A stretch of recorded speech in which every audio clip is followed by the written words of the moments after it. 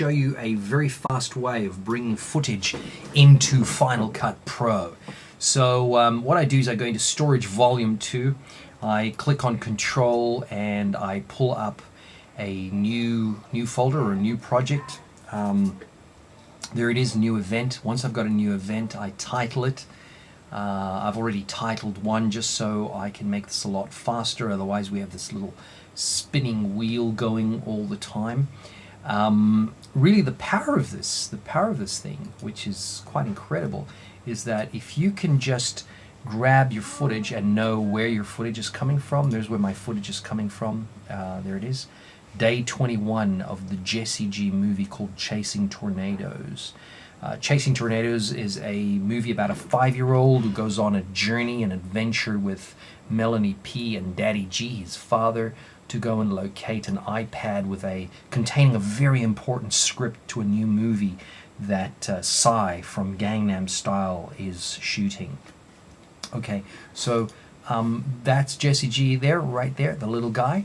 And I've got heaps and heaps of music and heaps of video footage from the film.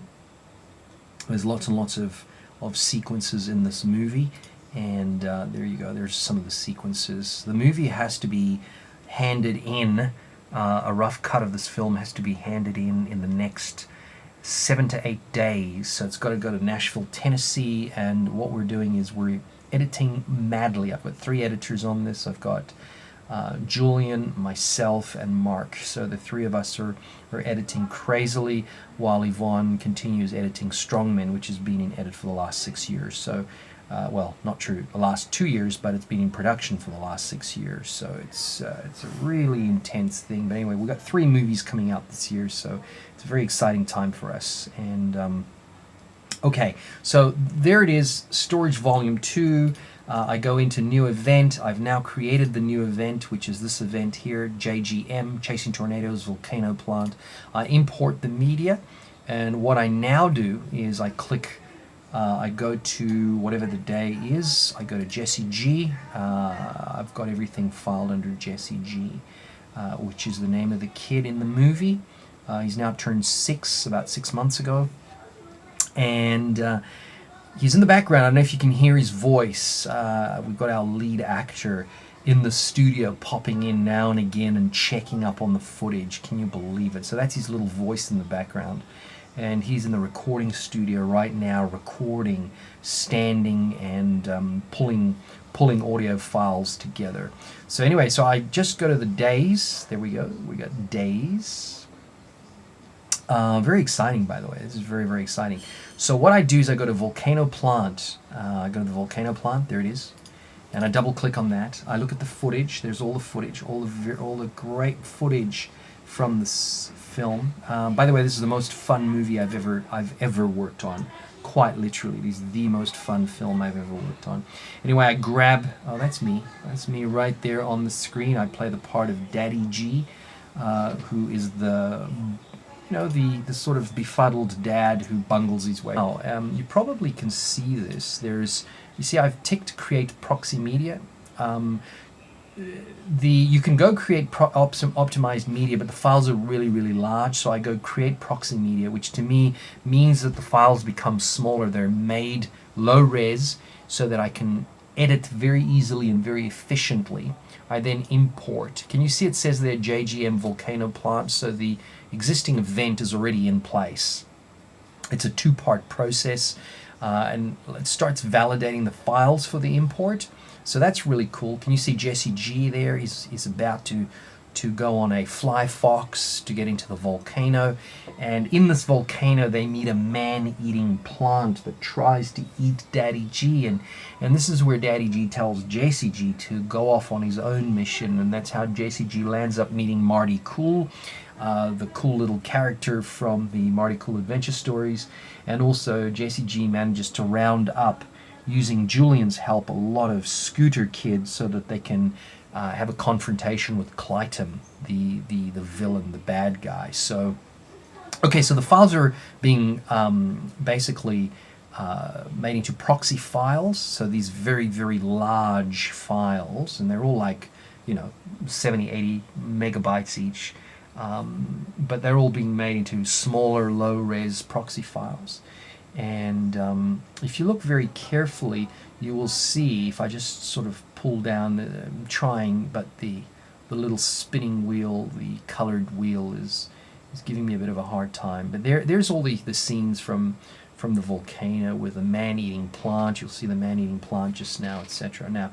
Now we've got, there it is, JGM. So that, if you look very carefully, you'll see that that is under the event library area. So that's in the event library area. You can see the plant trying to attack Daddy G. So okay, now I go into storage volume and I go to control, I press control, I go new project, and I call it, can you see the name there? JGM Volcano Plant. I call it JGM Volcano Plant, the exact same name. And instead of going custom, because that is not what we're doing, we're not bringing footage in that's very large. The footage I'm bringing in is not 1080p. I'm putting there set based on the first video clip. So the first video clip that's coming in is going to be a low-res clip, and I tick OK, I click OK, and I don't have to click it again because it's actually working. It's going very slowly because, of course, the files, there are lots of files. I've brought in about 70, 80 files at the same time. I go to the beginning of the event. I then take the footage from the event library. There's Jesse G. Can you see him sort of in the volcano trying to save his dad?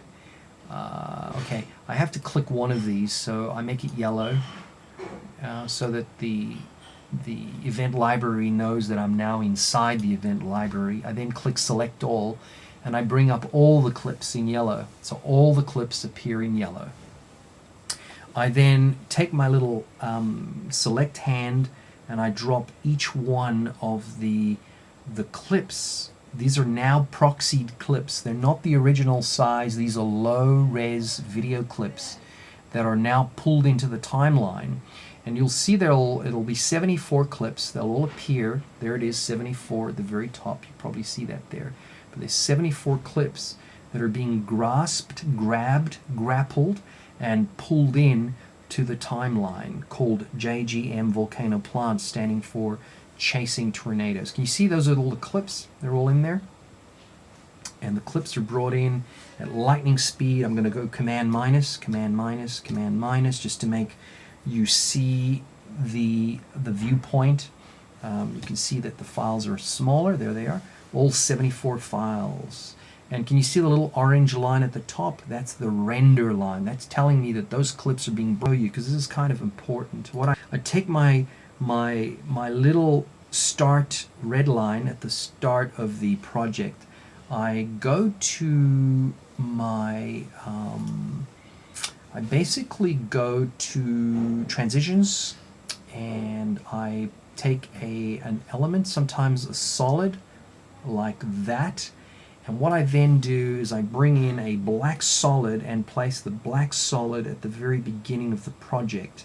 And the reason I do that is so that when I edit before the black solid. So I try to edit at the start of the black solid.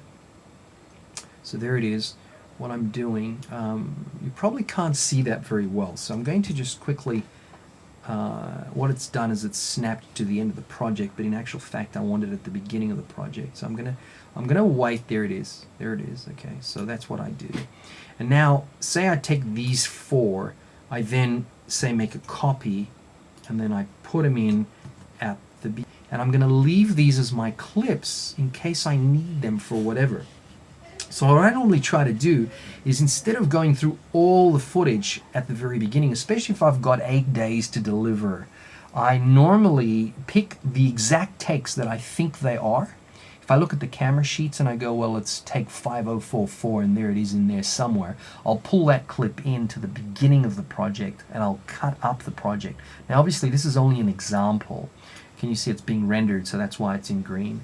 But you get a feel that I've actually brought in the clips, but I'm actually only editing with the clips that I actually need. Now, as the project progresses, what I then do is I bring in more and more clips, and that's how I edit a project, and I do it very, very quickly. And that's how I also bring in proxied footage extremely quickly. So I thought I'd share that with you.